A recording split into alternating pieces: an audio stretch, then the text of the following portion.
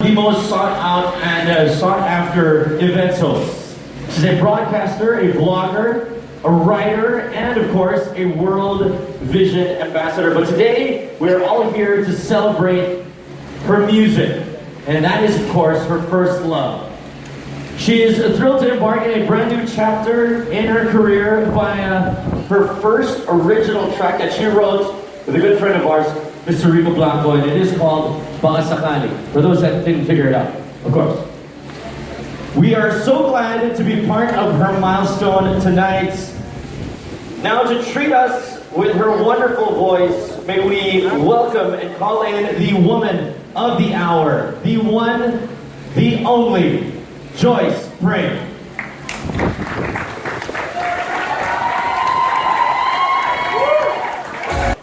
Ganda, no? You trusted me with the mic, this is your fault.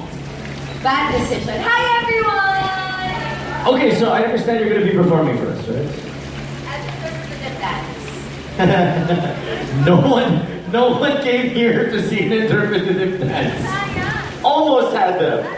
Nagbabaka sakali lang. God. Ladies and gentlemen, one more time, let's hear it for Miss Joyce Pring. Hello, good evening, ladies and gentlemen. How are you guys doing tonight? Doing good?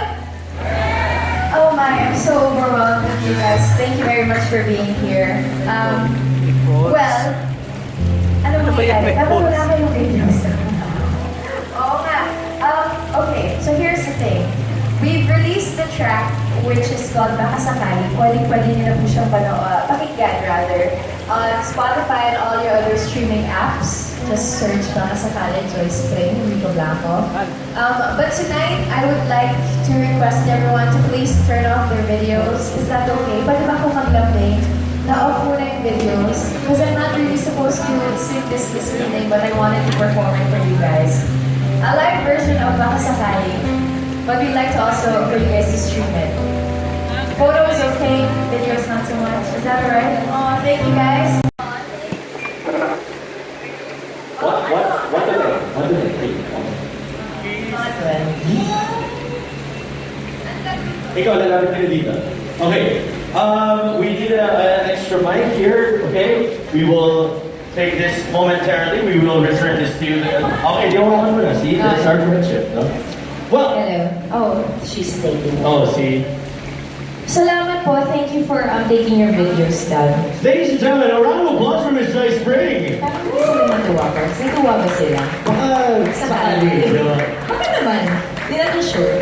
Okay, you know, I know you always get really nervous before you perform. And even when you perform at concerts or festivals, this is the first time you performed your own song. How did that feel? It feels liberating, first of all, to be able to play this song in front of people who braved the Friday traffic to be here. So maraming salamat po.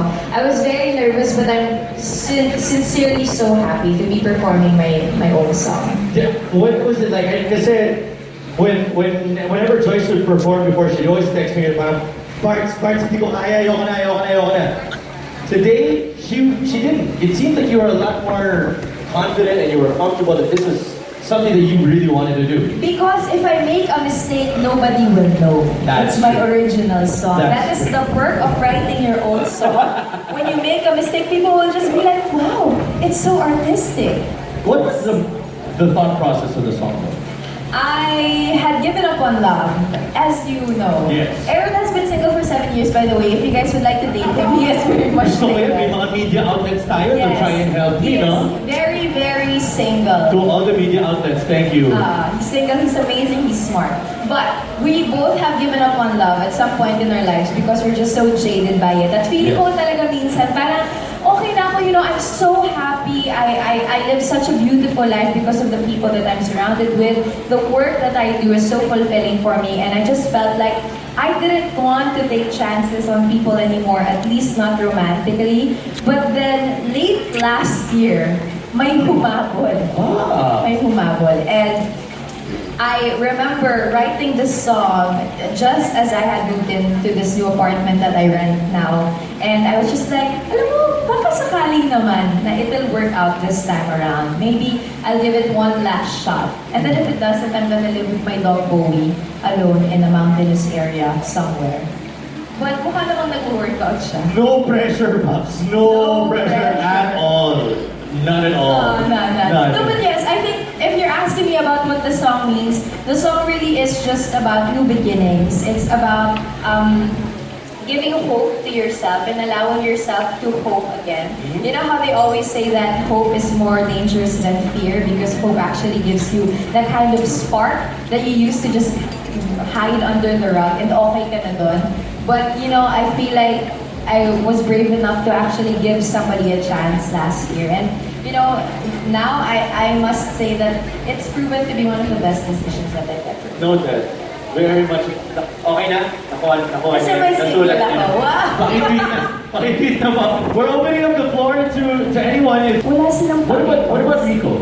How is it working with Rico? Somebody that we've always listened to a lot of music from, such a great mind when it comes to music. Yeah, so the background is Rico Blanco and I have been friends for the longest time. I met him when I was 18 years old. I was working as a host already and I did a lot of music shows and I covered a lot of music shows. So I would meet him often and I'd hang out with Rico. And parang he would always be one of the few people who consistently told me, you have to make music, you have to start singing, you have to put these songs that you've written out there because you've heard my songs, diba? And Rico has also. And so, kaya siya yung first person in my mind to collaborate with when I thought about Baka Sakali.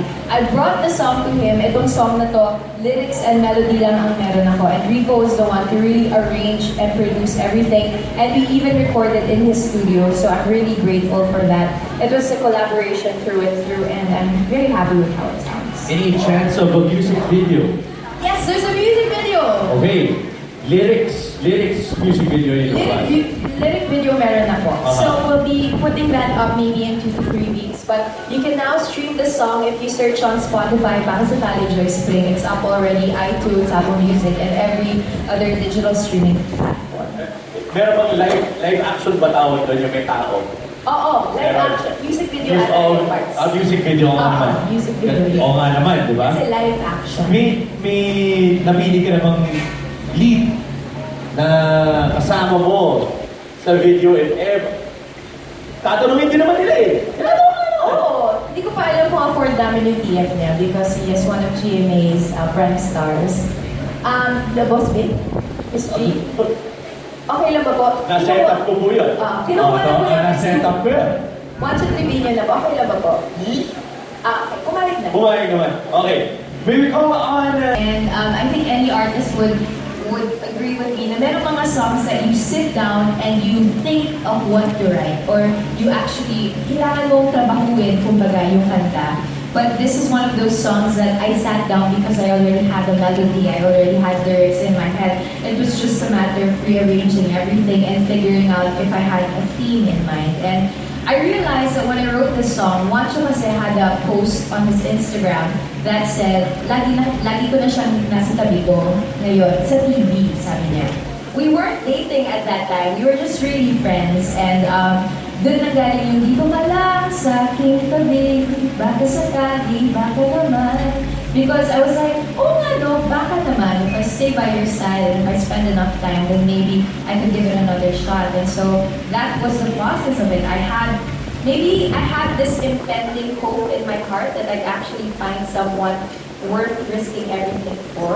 And then it just so happened that the timing was right and I was actually there, so. So is it safe to say? Your inspirations. But you know, as I mentioned, I think it's also hope in the sense that I lost hope not just for romantic love, I lost hope for making music because I was like, I'm too busy.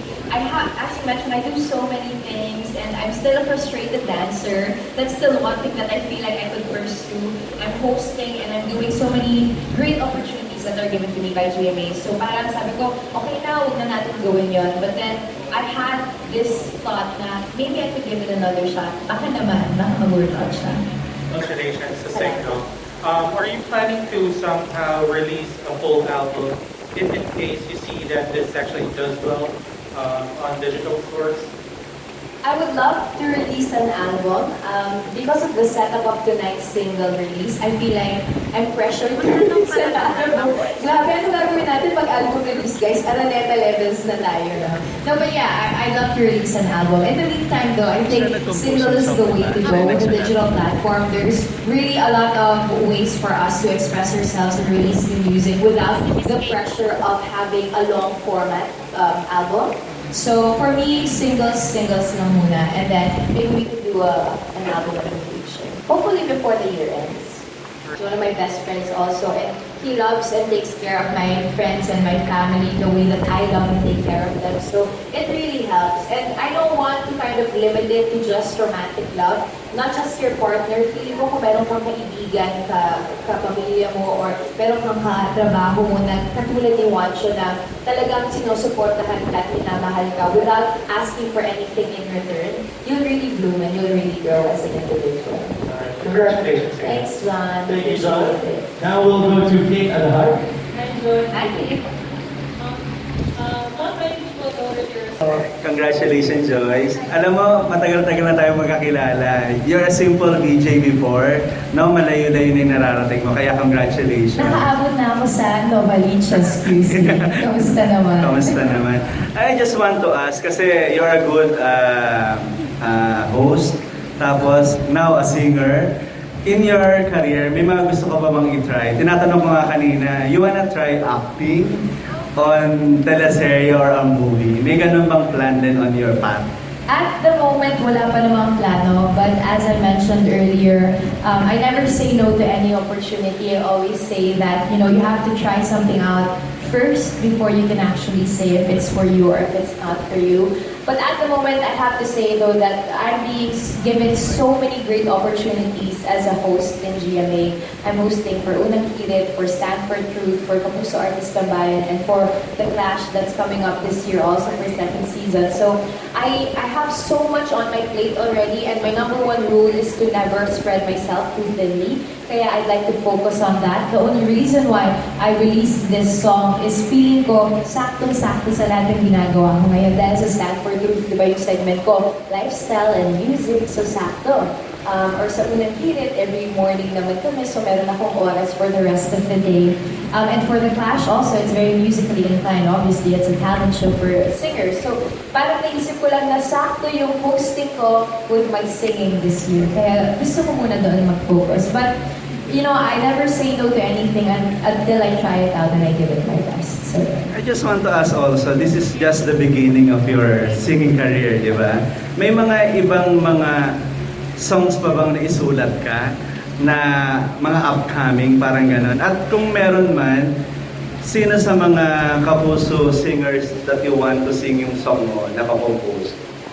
I actually have a lot of songs already kind of in the lineup. I think yung kailangan ko lang malaman is kung willing akong maparinig sa inyo yung mga heartbreak ko na sinulit ko ng mga panahon yun, or new stuff that I'm really willing to put out there. But I would love to work with some of the Clashers that I worked with when I hosted for the Clash. Sila Ulian, sila Garrett, sila Jong. Malapit talaga sa kanila. I also love Lyra, I love songs, and sila Josh.